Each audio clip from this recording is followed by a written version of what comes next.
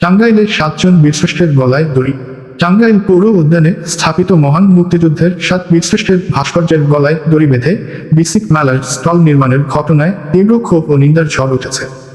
বীরশ্রেষ্ঠদের ভাস্কর্যগুলোকে খুঁটি হিসেবে ব্যবহার করে বাঁশ ও দড়ি বেঁধে ত্রিপল টানিয়ে এই মেলার স্টল নির্মাণ করা হয়েছে।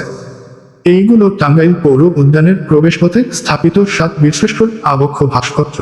চলমান বিসিক মেলার অস্থায়ী স্টলগুলো তৈরির জন্য ভাস্কর্যের গলায় ও শরীরে দড়ি ও বাঁশ বাঁধা হয়েছে। ভাস্কর্যের গলায় দড়ি ও বাঁশ ঠেকিয়ে এবং দড়ি বেঁধে রাখা হয়েছে, এমনকি সেই দড়িতে কাপড় শুকানোর দৃশ্য দেখা গেছে।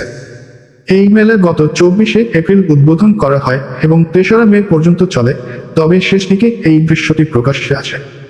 জাতির শ্রেষ্ঠ সন্তানদের প্রতি এমন আচরণের তীব্র নিন্দা ও প্রতিবাদ জানিয়েছেন সারা দেশের মানুষ, স্থানীয় বাসিন্দা, শিক্ষার্থী ও মুক্তিযোদ্ধারা।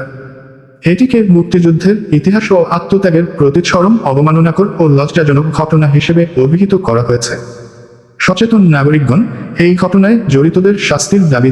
কে বা কারা এটা আমাদের এই করার জন্য 9 দিন না আমাদের কোনো হইলো না, ওটা ছিল না।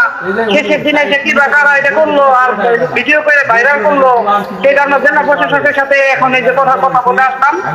আর যিনি ইয়ে করছে ওটা দেখতেছি আমরা তো আমরা দেখার সাথে সাথে খুলে ফেলি। কে বা কারা লাস্টের দিন এটা করছে আমরা তো দেখতে, যখনই আমরা আমাদের নলেজে আসছে তখনই আমরা খুলে ফেলি।